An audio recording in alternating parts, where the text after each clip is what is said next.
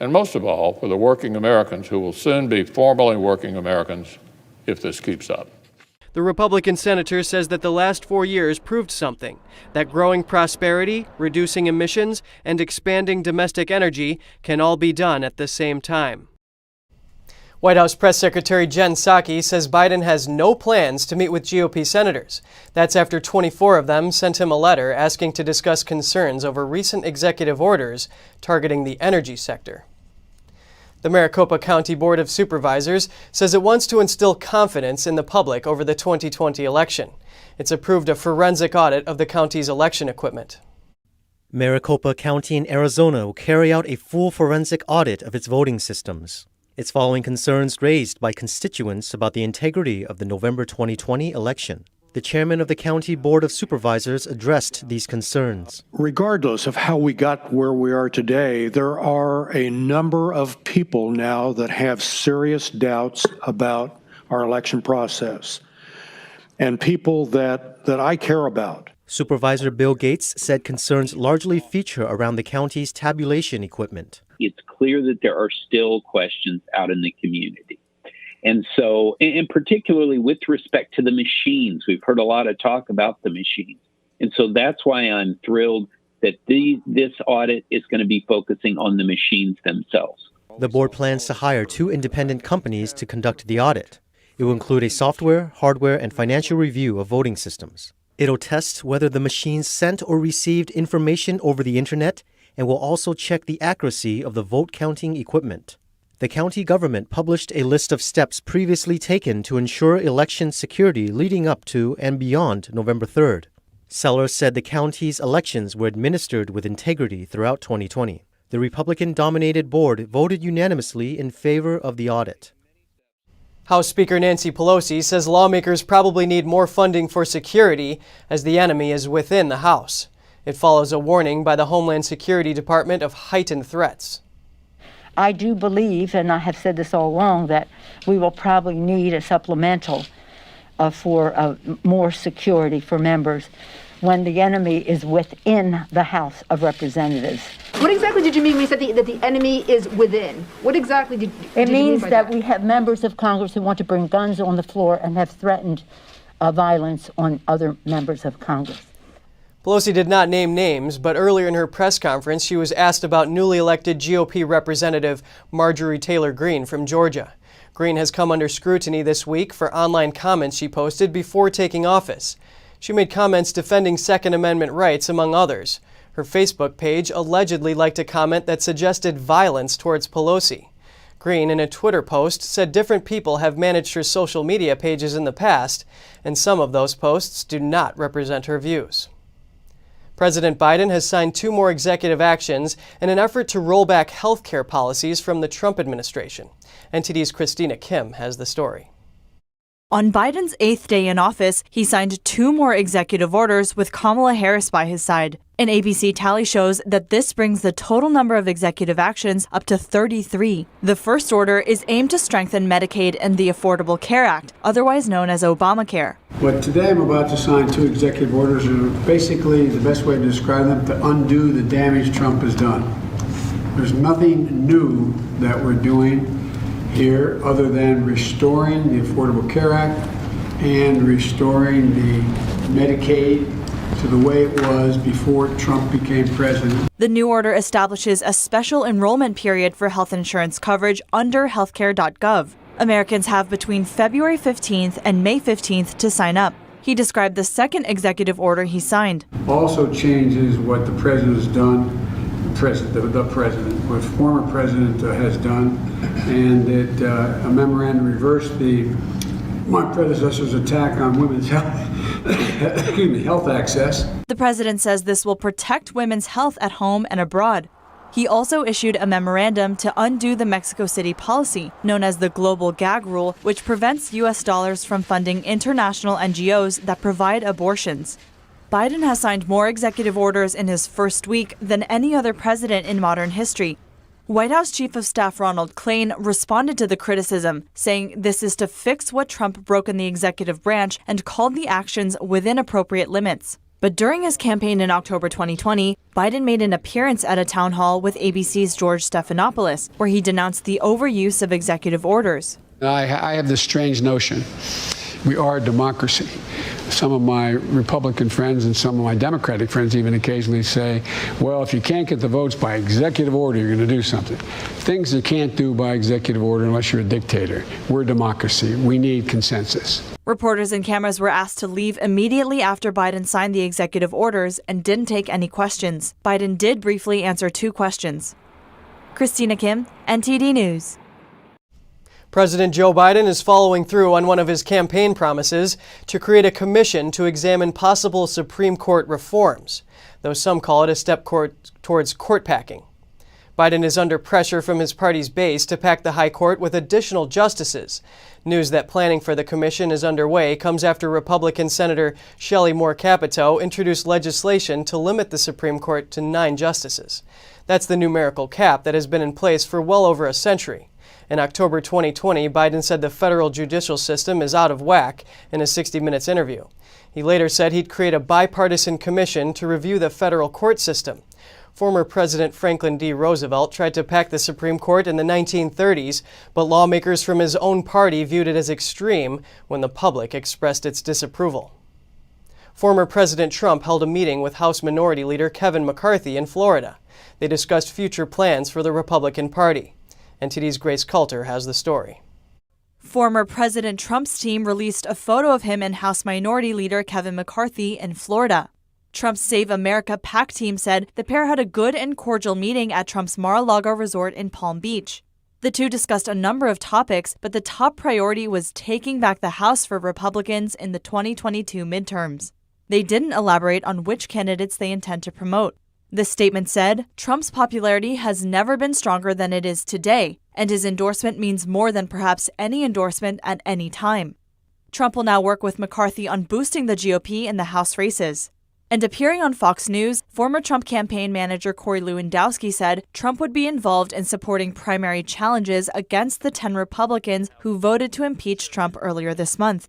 Reporting by Grace Coulter, NTD News. Senator Bill Hagerty has hired 13 former officials of the Trump administration. This includes former White House Deputy Press Secretary Judd Deere. Hagerty is a newly elected senator. He is a businessman and was endorsed by former President Trump. The newly hired officials will work in Hagerty's Washington office. John Rader will be his chief of staff. He was part of Trump's 2016 presidential transition team. Judd Deere was with the Trump administration until its final day and will be Hagerty's spokesperson. Julia Hahn worked as deputy assistant to Trump and will also work on communications for Hagerty. The senator's policy team also includes officials from the same pool. The announcement comes as a number of leftist groups urge firms not to employ the former staff of Trump's administration. A member of the Trump administration has founded the Center for American Restoration, hoping to carry on the former president's legacy of America First. NTD's Grace Coulter has the story.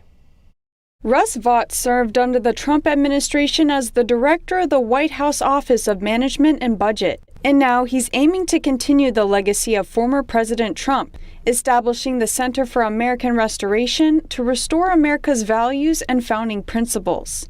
He says through the center, they hope to give voice to the common forgotten men and women across America. You know, if I could boil that down, it would be for God, for country, for community. And I think we've lost that consensus in America. Thankfully, over the last 4 years, the president has been very active on this front with his America First agenda. I think it fits nicely under that umbrella of what I just said. And I think it's something that we need to really work hard to rebuild that consensus in this country.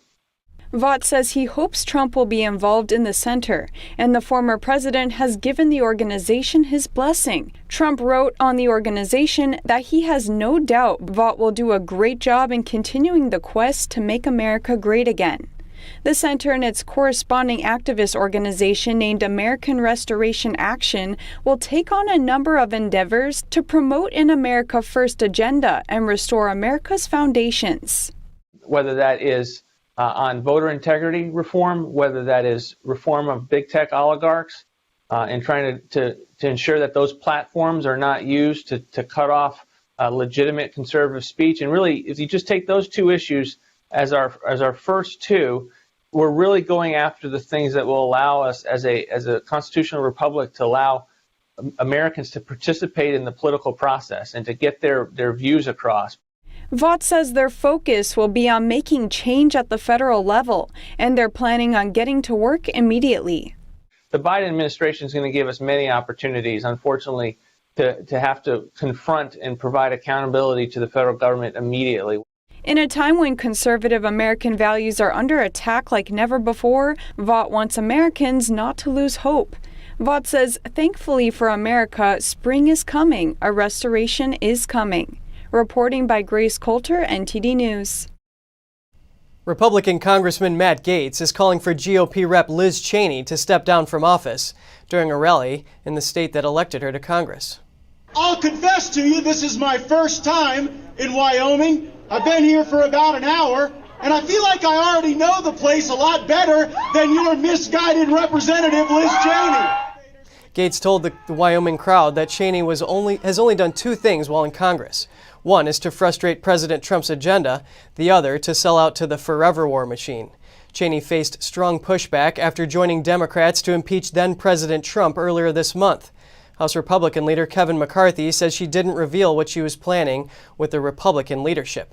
Gaetz urged the crowd to vote her out of office in 2022.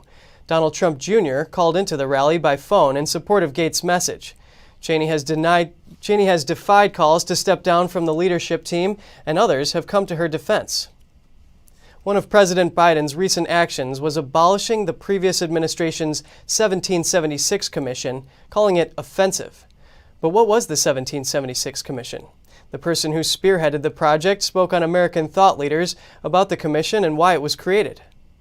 In November of last year, President Trump signed an executive order to establish a commission that would revisit the nation's birth and reunite Americans around its founding principles. The 1776 Commission explained the importance of the ideas and principles inscribed in the Declaration of Independence, one of them being that all are created equal. It also addressed concepts that challenged those principles, including slavery, fascism, and communism. Another challenge is identity politics, the idea that society should be run based on a person's race, gender, or other group identity. Dr. Matthew Spalding, the director of the 1776 Commission, said identity politics is akin to John C. Calhoun's concept of group rights, which he used to defend slavery.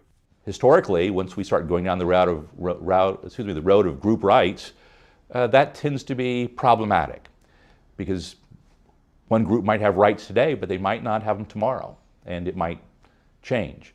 We prefer it to be grounded in an intellectually and kind of a morally firmer ground in a idea that is just inherent in human nature. That's what the founders did. That's the great advantage they gave us.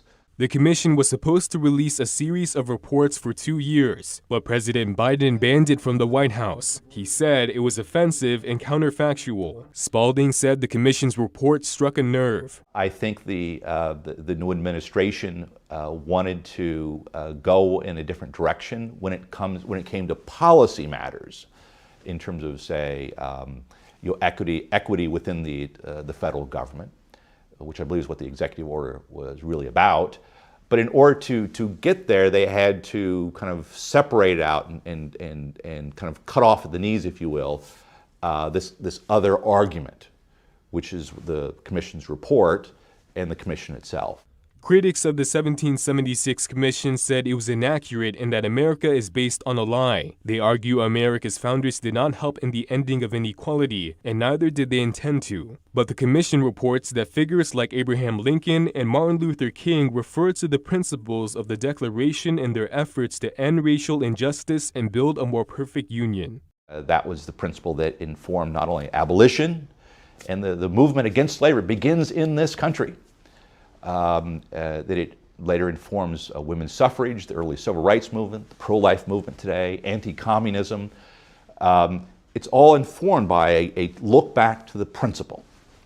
And that really is the driving force of American history, which led to our great success. Spalding said that by abolishing the commission, they actually drew more attention to it. The commission is still available at Hillsdale College's website and other institutions. Don Tran, NTD News. Thousands of National Guard troops are remaining in D.C. until mid-March, but the mayor of the city now says she doesn't want their presence to be long-term. In a series of tweets on Thursday, the Democratic mayor makes clear her intention that troops and fences in the capital city will not be permanent. Mayor Muriel Bowser of Washington, D.C. says there are upcoming volatile events that will require extra security. Fences and troops will be needed for such events. But she adds she will not accept extra troops or permanent fences as a long-term fixture. When the time is right, she says, fencing around the White House and the U.S. Capitol will be taken down. She also wants to make sure that proposed security installations will not intrude into local neighborhoods. It is unclear, however, when she thinks it is the right time to take them down. The mayor's comments come after the Capitol Police Chief earlier that day said the Capitol building needs a permanent wall. The police chief cited chaos at the Capitol on January 6th as to why she believes permanent fencing is needed to protect Congress members. Around a dozen people are being treated at a Georgia hospital after a chemical leak at a food processing plant. Sadly, the incident left at least 6 dead.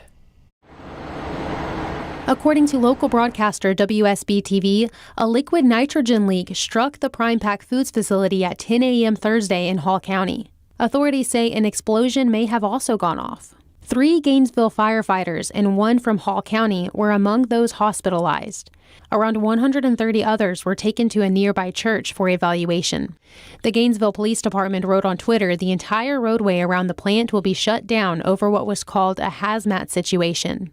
Hall County's Emergency Management Department also issued a shelter-in-place order for the nearby Lyman Hall Elementary School. The company's CEO did not immediately return a phone call seeking comment. Prime Pack Foods merged into Foundation Food Group. The company processes raw chicken into products like chicken fingers and individual meat cuts for restaurants. Gainesville is the center of Georgia's poultry industry, which is the nation's largest, with thousands of employees working for multiple processing plants. Online trading platform Robinhood has reversed course on banning certain stock buys, including GameStop. But despite that, small investors are outraged and they're pushing back.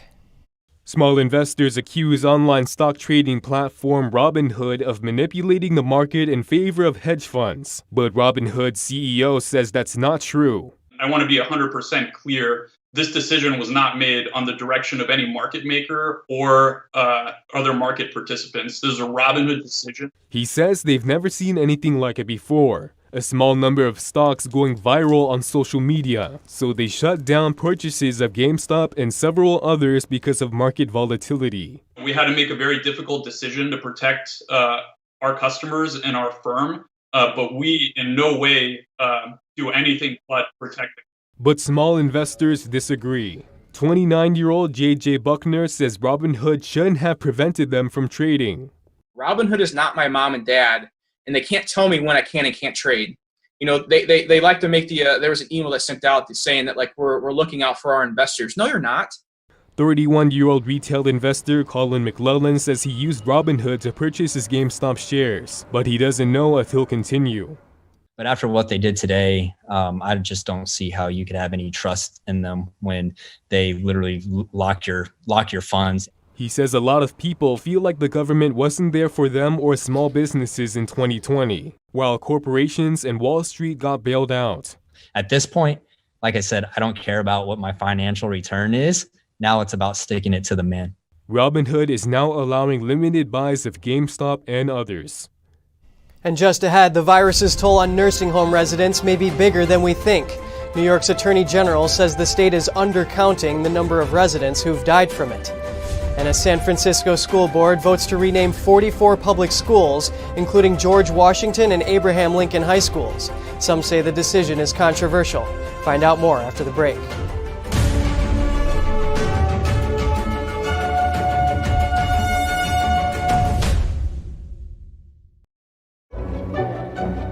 Someone has to find the way to build the Great Dome.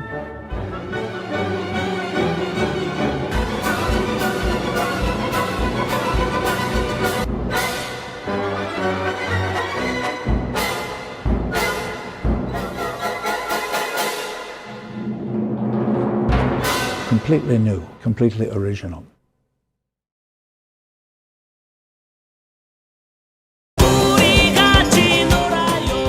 바로 유치원 폐쇄 명령서입니다. 전 폐쇄 명령 받아들일 수 없습니다. 유치원 폐쇄 명령이라. 좀 들어간 건 어떻게 됐어? 도저히 방법이 없대? 정일도 사장님을 대신해서 제가 대신 말씀드리면 안 되겠습니까?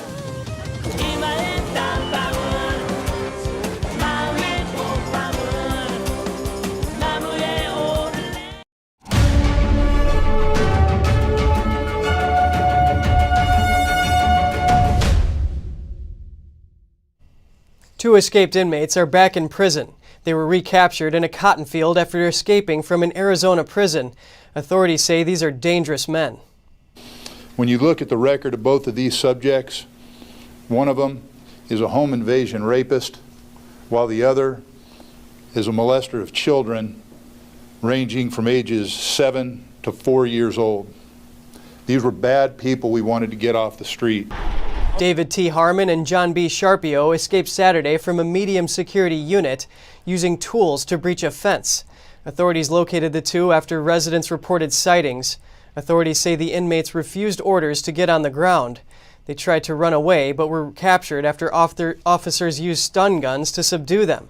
Authorities are investigating where the prisoners went after escaping. A new report says New York is undercounting the number of nursing home residents who've died from the virus. NTD's Miguel Moreno has that update and an overview on the pandemic. A controversy behind New York's virus deaths has resurfaced. Attorney General Letitia James accused the governor's administration of undercounting the number of nursing home residents who've died of the virus by as much as 50%. To give an example, the AG said that one of 62 facilities reported 5 virus deaths to the health department as of August 3rd. But that same facility reported to the AG a total of 27 deaths at the facility and 13 in hospitals. This has been a contentious point for Democratic Governor Andrew Cuomo. That's because he required nursing homes to take in patients infected with COVID-19, something he's denied doing. It's not factually true. What happened in nursing homes is the disease came in with the staff. Early on, before we understood that there was something called asymptomatic spread. But here's the directive. It says no resident shall be denied readmission or admission to the nursing home solely based on a confirmed or suspected diagnosis of COVID-19. James, a Democrat, said in her report that Cuomo's rule may have put the lives of some residents at risk. A government watchdog and lawmakers have asked him for the number of residents who died in hospitals, a number that was left out of a state report. But the health department has yet to reveal those numbers, at times saying they're working on it. Republican New York Assemblyman Kevin Byrne went as far as asking former President Trump for help in getting that info. Considering the AG's report, I asked Byrne how he would like the Cuomo administration to respond. Give us the numbers. Give us the numbers. We've been asking for these numbers for months. And quite frankly, at this point, it's unacceptable. So many New Yorkers are fed up and are untrusting of their government that we've had to wait for over 6 months for these numbers, that if the Department of Health actually gives them the numbers, it might be too late for these people to actually trust their own Department of Health. It should be public information. We reached out to the Department of Health, but we didn't hear back before the show. According to the state, over 8,700 nursing home residents have died. But if the AG's data is true, that figure could look more like 13,000 or more. The CDC reports that in total, over 42,700 people have died from the virus in New York State. Nationally, the U.S. has surpassed 420,000 deaths, with California and Texas among those states with the worst 7-day trends. Miguel Moreno, NTD News. Kids at one private school in Boston are taking virus precautions to a new level. Every other day, the students of South Boston Catholic Academy test themselves for the virus. Swabs collected in each classroom are pooled into a single sample, then sent to a lab for a single positive or negative result for the class. Classrooms are kept separate from each other, so if a classroom tests positive, all of the students in that classroom would be isolated, while students from other classes can continue attending school. The pilot program is backed by the biotech company Ginkgo Bioworks and is offered at no cost to K-12 schools across the U.S. San Francisco will be renaming 44 of their public schools, but critics say the move could be sending the wrong message. NTD's Eileen Eng reports. The San Francisco School Board has voted to rename 44 public schools, including George Washington and Abraham Lincoln High Schools, after officials deemed them and other prominent figures, including Senator Dianne Feinstein, unworthy of the honor. The board voted 6-1 on Tuesday in favor of changing the names to one they think have no connection to slavery, oppression, or racism. Feinstein's name was added to the list because, as mayor, she replaced a vandalized Confederate flag that was part of a long-standing flag display in front of City Hall. The wider message is we're contributing to condemning racist symbols, and we're also learning about that work and ensuring that our youth is a part of changing that. The resolution was introduced by board member Mark Sanchez in 2018. Critics say the resolution had little to no input from historians, and there's a lack of information on the basis for each recommendation. I think there's a danger in applying 21st century moral standards to historical figures of 1 or 2 centuries ago. We expect everyone to be perfect. We expect everyone to be enlightened. But an enlightened person of 1865 is not the same as an enlightened person of 2020. San Francisco Mayor London Breed criticized the timing of the decision. Others say the board should focus on reopening schools.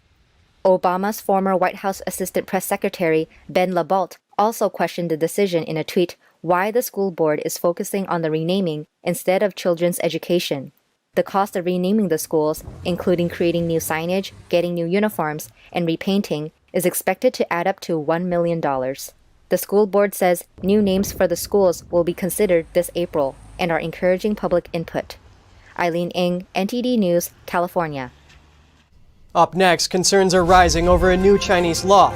Under it, the country's Coast Guard can open fire at any foreign vessels sailing on waters China lays claim to. And leaked documents reveal an apparent lack of confidence among Chinese people about taking virus vaccines made in their own country. That and more after the break.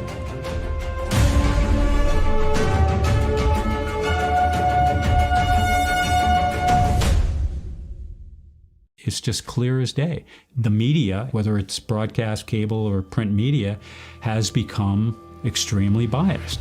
And I started looking online for alternative ways to get information. And I saw an ad for a free trial. And I looked at it and I said, Epoch Times. I mean, come on, this is end of days type of stuff. I mean, what are they going to be talking about here? And I said, well, it's a free trial. Let me dig in. Is it giving me both sides? Is it giving me an objective point of view here? I have looked for opportunities to see where they might be biased, and I don't find it. It has given me a level of trust in media that I didn't think I'd ever get back. I love the Epoch Times because it has renewed my faith in the idea that a reliable, responsible, non-biased source of information is available. And I can say that I love it because of that.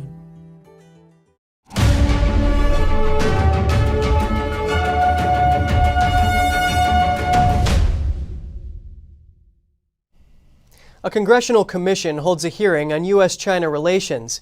In it, China experts were asked one unexpected question. NTD's Juliet Song reports. A commission handling U.S.-China relations held a hearing on Thursday. There, one official touched on Chinese leader Xi Jinping's range of unprecedented power, posing a bold question. What happens if Xi dies? Cleveland is the vice chairman of the commission that hosts the hearing. The meeting serves to evaluate current U.S.-China relations, the Chinese Communist Party's goals, and their implications for the U.S. An expert says while China's Xi may be seen as the country's supreme leader, he still has factions to contend with. I think if we did see, as you said, his passing, we would see a power struggle within China. Another expert says he thinks the challenge for the U.S. is to build a strategy that manages two possible worlds.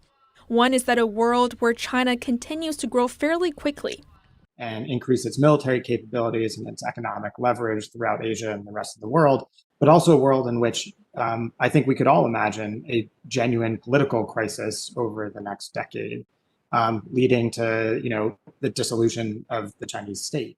Cooper says both outcomes are possible. But he thinks that the China debate in the U.S. often assumes the first. It assumes that 40 years of incredible Chinese successes on the economic side are going to continue without accepting the possibility that they might not. He thinks there's risk to that. And the biggest risk from my point of view is that countries in the region actually start to believe this, right? And think that they can make big bets on China and that those are riskless bets. Cooper asks, it's the United States' job to show that even though democracies aren't perfect, even in difficult periods, democracies can handle leadership transitions. He says it's hard to imagine the same thing would happen in China if Xi stepped down. Other experts at the hearing said China continues to challenge the U.S. on multiple fronts. They recommend the U.S. continues taking strong countermeasures against the Chinese regime. Juliet Song, NTD News. China passes a controversial law that allows its Coast Guard to open fire at foreign vessels. And leaked documents reveal some Chinese people may not trust vaccines made in their own country. NTD's Tiffany Meyer brings us more on the story. The CCP says its Coast Guard is now allowed to open fire on foreign vessels. That's according to a controversial law the party just passed. It empowers the Coast Guard to use, quote, all necessary means to stop threats from foreign vessels sailing into waters under China's jurisdiction. Beijing doesn't specify its jurisdiction, but it's possible for the law to be applied to the disputed waters in the East and South China Seas. The law also allows the Coast Guard to launch preemptive strikes without prior warning. An expert says the law will mostly go against several international law norms and obligations, including UN conventions that China signed into. The CCP in recent years ramped up militarization of strategically important waters. Party Chairman Xi Jinping promised President Obama back in 2015 that he wouldn't do it, but he did it anyway. That's after both a U.S. and an international tribunal denied the CCP's claims to the territory. This week, the U.S. reaffirmed its promise to defend the Philippines against any attack in the South China Sea. While Chinese media outlets draw attention to vaccine use in the West, virus cases are surging in Shanghai, China's largest mega city. Authorities there are launching vaccination efforts for medical staff and others at high risk of infection. Over 800,000 have reportedly been vaccinated.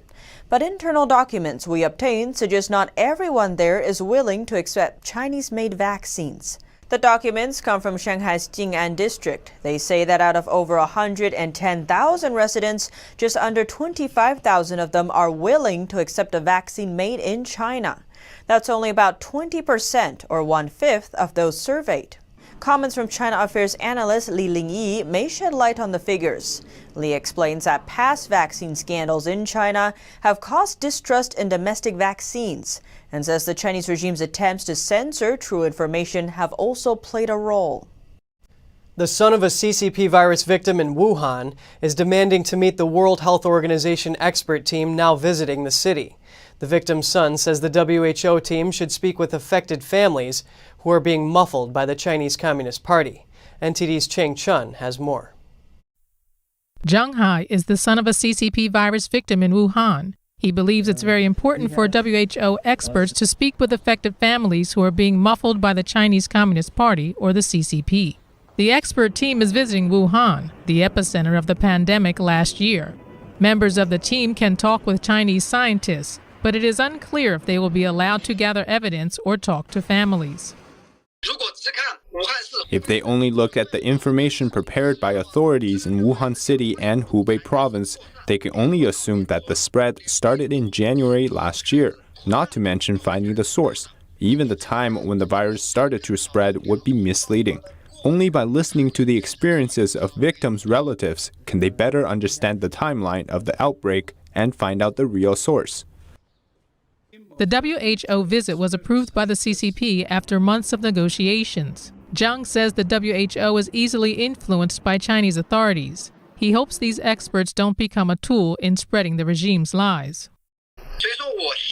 I would like to meet with the WHO so they can hear the experience of these families. At the same time, I hope that they can use their actions and facts to change people's perceptions of the organization.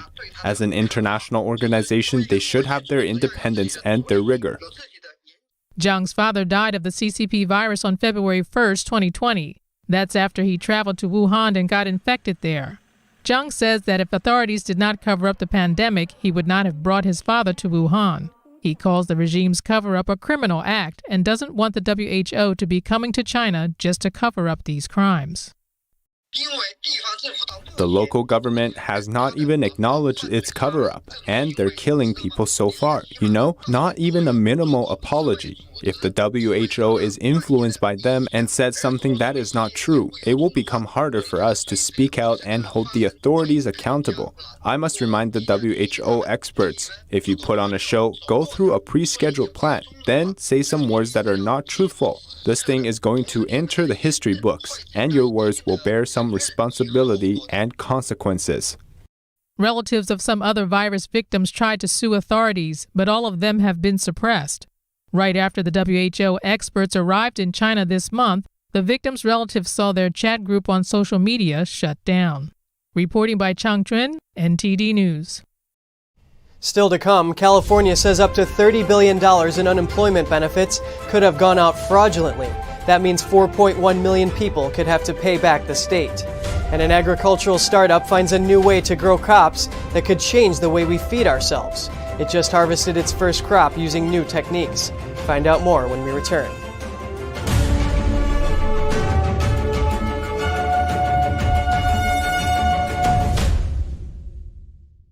Is deep-sea fish oil really healthy?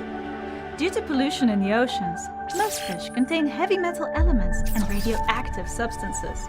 That's why it's so important to choose a pure source of omega-3. Puritan green vegetable omega-3 is made from purslane and perilla seeds, which are rich in nutrients and minerals, especially vitamins A, D, E, calcium, and iron.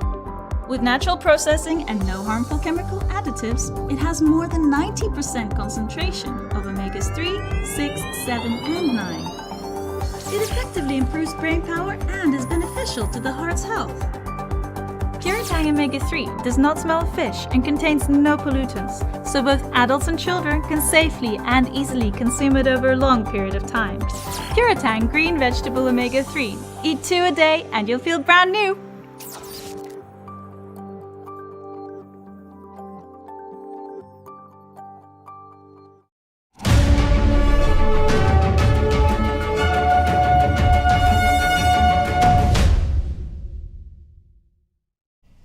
A California state auditor report shows millions may have gotten unemployment benefits by mistake. That's after the state's unemployment agency recently said up to $30 billion of its jobless claims could be fraudulent. Here's our latest financial and business news on jobs and the economy. In California, up to 4.1 million people may have to repay the EDD. The number includes 2.4 million people for ineligible claims and 1.7 million people for overpayment. That's 1 out of every 10 Californians. California State Auditor Elaine Howell released a report on January 26 stating that the EDD experienced a surge of applicants during the pandemic. To help process the claims, they used automated methods which allowed ineligible claims to go through. In the past, the EDD says that it is important to repay benefit overpayments to avoid collection and legal action. Howell stated that the EDD struggled to help people with their claims. At one point, the EDD call center answered less than 1% of its phone calls. One of the reasons why people didn't receive their benefits could be due to the surge of backlogs. To date, EDD has received more than 13.6 million applications for unemployment insurance and pandemic unemployment assistance since the pandemic began. Last year, we saw the claims backlog reach 1.6 million. Auditor Howell recommended the EDD and lawmakers to have more transparency and improve its claim processes, including phone call assistance. The EDD agreed to the recommendations. David Lamb, NTD News, California. Toyota has overtaken Volkswagen as the world's best-selling automaker. It sold 9.5 million vehicles around the world in 2020. That's 200,000 more than what Volkswagen delivered last year. While the rise to the top is good news for Toyota, it doesn't mean it's out of the woods. Over the last year, the pandemic wiped out sales and disrupted supply chains across the auto industry. Toyota deliveries fell more than 11% from the previous year, while Volkswagen fell more than 15%. Adding to that, car makers are now facing a shortage of semiconductors that could slow production. An agricultural technology startup in Kentucky is changing the way we grow crops, with an emphasis on sustainability and clean eating. This agricultural tech startup is building massive indoor farms to change the way we feed ourselves, and it just harvested its first chemical-free crop. App harvests beefsteak tomatoes, and tomatoes on the vine are chemical pesticide-free, non-GMO, and grown with 100% rainwater in a controlled environment. We're degrading our soils to a point that we're not going to have a choice. So we plan on, when all's said and done, growing just about all fruit and vegetables in a controlled environment here at App Harvest. But the big picture thesis is that's where agriculture as a whole is moving. The 60-acre facility in Moorhead, Kentucky is one of the largest climate-controlled indoor farms in the U.S. It's designed to use 90% less water with yields up to 30 times higher than traditional open-field agriculture on the same amount of land. It's a totally different way of looking at agriculture. We're in this time where we talk about essential workers in this world. In the middle of COVID, the essential workers putting our food on our table, those same essential workers deserve to have a living wage and be paid fairly. The company says it's mission-driven, prioritizing environmental, social, and corporate governance, and it's preparing to list publicly. So being a public benefit corporation and a B Corp, we're going to be one of the few companies listed on a public exchange, NASDAQ, that it has both. App Harvest has 2 more farms currently under construction and plans to open 12 by 2025. Britain is banning direct passenger flights from the United Arab Emirates from Friday. It blocks the world's busiest international airline route from Dubai to London. Britain is banning direct passenger flights from the United Arab Emirates starting from Friday. This will shut down the world's busiest international airline route from Dubai to London.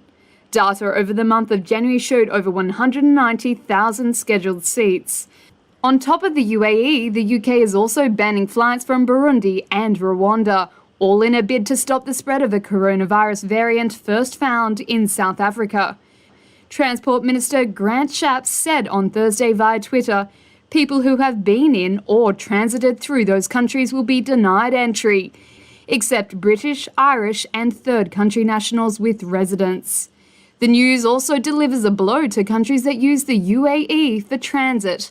Emirates and Etihad normally carry a large number of passengers connecting to destinations like Australia, meaning cancelling those flights will have far-reaching implications. In response, the Australian government said it will add more charter flights from Britain if needed. Up next, a UK lawmaker is concerned over the source of bodies for an exhibition, highlighting that they might be bodies of political prisoners or human rights abuse victims. And European bison return to England. The species used to roam freely there thousands of years ago and will help manage the ecosystem. More on that when we return.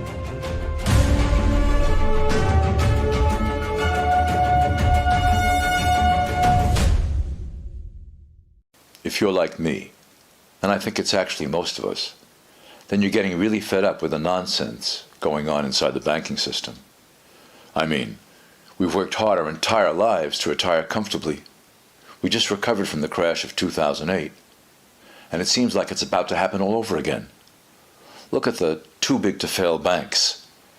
They're only getting bigger as the Fed hands them trillions of dollars daily, while simple folks like you and me, we're only getting the short end of the stick.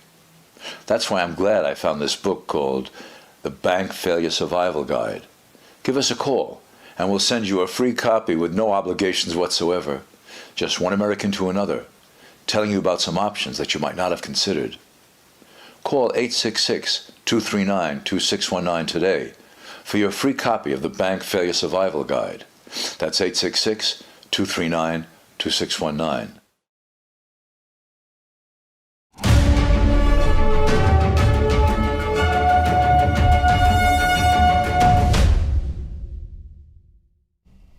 And now over to Europe.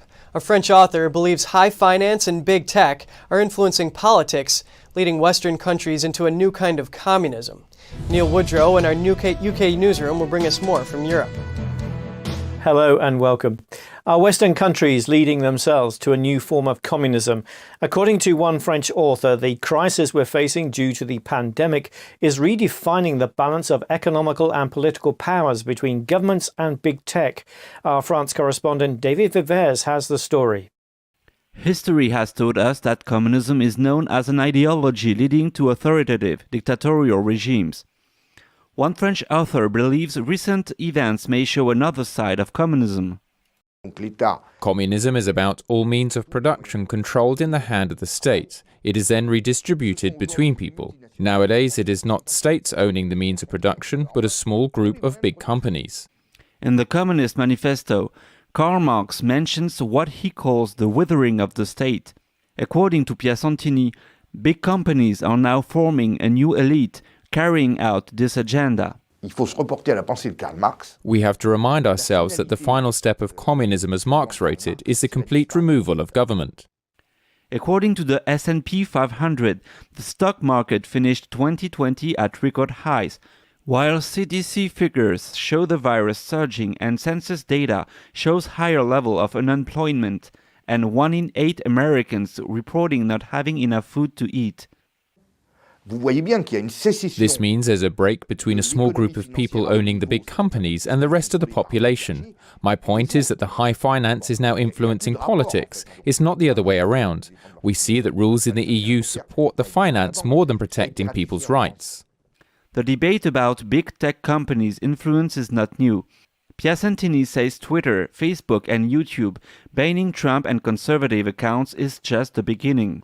He says other ideas such as minimum wages for all, the disappearance of culture, traditions and borders between countries which are on the agenda of leftist parties across the globe, gives support to what Marx called the final step of communism. Reporting by David Vives, NTD News. A UK lawmaker highlights forced organ harvesting in Parliament after an amendment to the Medicines Bill, which she calls only the beginning.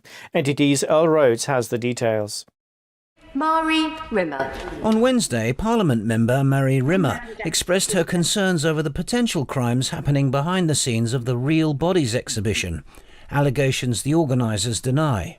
In 2018, the imported bodies of political prisoners and human rights abuse victims from China were on display in Birmingham. Last year, the China Tribunal, led by Sir Geoffrey Nice, confirmed that forced organ harvesting in China is real. Concluded, forced organ harvesting has been committed for years throughout China on a significant scale, and that Falun Gong practitioners had been one and probably the main source of organ supply. The amendment gives ministers the power to protect UK medical institutions from becoming complicit in China's state-sanctioned forced organ harvesting, but doesn't deal with organ transplant tourism or bodies like those displayed in the Real Bodies exhibit. While this amendment is a welcome start, it is only the beginning. There is much more to do. Rimmer says the amendment should mark a new relationship with China, one that is not naive. Earl Rhodes, NTD News. A Russian court orders Kremlin critic Alexei Navalny to be kept in jail. Navalny says people are not afraid. NTD's Eddie Aitken has more. Navalny appears in court by video link from jail, railing against what he calls absurd allegations trumped up by the authorities. I am happy that now more and more people understand that right is on our side, that truth is on our side, and that we are the majority indeed. And we won't allow a bunch of villains to impose their rules on our country. Navalny was remanded in custody for 30 days after flying back for the first time since being poisoned with a military-grade nerve agent last summer. His lawyer says authorities are keeping him behind bars to exclude him from the country's politics. We believe that everything that happens to Alexei has political motives.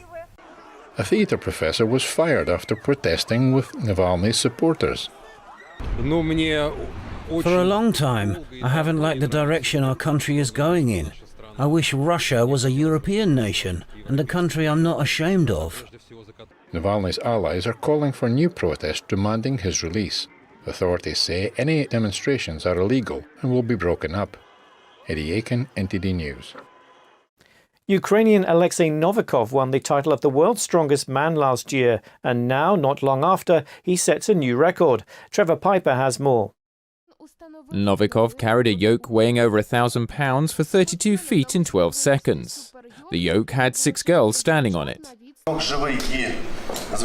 A live yoke and an unloaded yoke are different, because live weight is unstable and my muscles have to completely stabilize all the weight, which is very difficult. He says he didn't particularly prepare for the record and that he could actually carry more weight. When asked what motivates him to compete, he replies, An athlete doesn't need motivation to compete. We compete because we like it.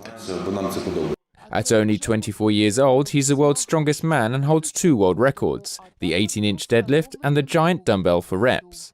He's now preparing for upcoming 2021 competitions. Trevor Piper, NTD News. That's all for now. Back to New York. Conservationists in England are looking for the country's first ever rangers to look after European bison, Europe's largest land mammal. It's being reintroduced more than 15,000 years after its ancestors roamed the landscape. Conservationists are bringing a small herd of bison to England for the first time to help naturally manage the habitat. But they'll need to hire a couple rangers. The ideal applicant would need to understand animal behavior, but they aren't expected to have worked with bison before. So these people will be involved in all the kind of day-to-day care of the bison, but very much hands-off. We want these animals to be kept as wild as possible, so it's a case of monitoring these animals from a distance and making sure that they're healthy and happy and they're doing the right jobs in the environment. The bison will come from the Netherlands, Romania, or Poland, and they'll help manage the woodland. They have a unique ability to cut down trees by rubbing up against them and eating the bark, creating space for other species to thrive. Vicky Brickell, conservation officer at the Wildwood Trust, said steppe bison were native to Britain until about 15,000 to 18,000 years ago, when they became extinct. Bringing in semi-wild bison from different grazing projects allows that sort of, they have that right sort of behaviour, and they're not going to be too habituated to people, and they know where to forage and find food. The bison will live in a semi-wild state in a fenced area of the 1,200-acre site. Roaming bison were not a possibility in the crowded southeast corner of England. They will accompany 2 domesticated bison already living on the site. Smith said there had already been hundreds of applicants for the ranger positions. If you like puppies, Snoop Dogg and Martha Stewart, then you're going to love Super Bowl Sunday. The 2 friends will co-host the 2021 Puppy Bowl, and their own dogs will be there too. To pregame, the rapper and culinary icon will hold competitions to create the perfect party snack and a Puppy Bowl-themed cocktail. Snoop and Martha will sport orange and blue jerseys for Team Rough and Team Fluff. The Puppy Bowl is meant to mimic a football game with puppies playing inside a small stadium. All of them come from shelters, and the event helps spread adoption awareness. The Puppy Bowl pregame show will air before the Super Bowl on February 7th on Animal Planet. It would also stream on Discovery+. And that's all for now. Catch us again tonight at 6:30 Eastern. I'm Kevin Hogan.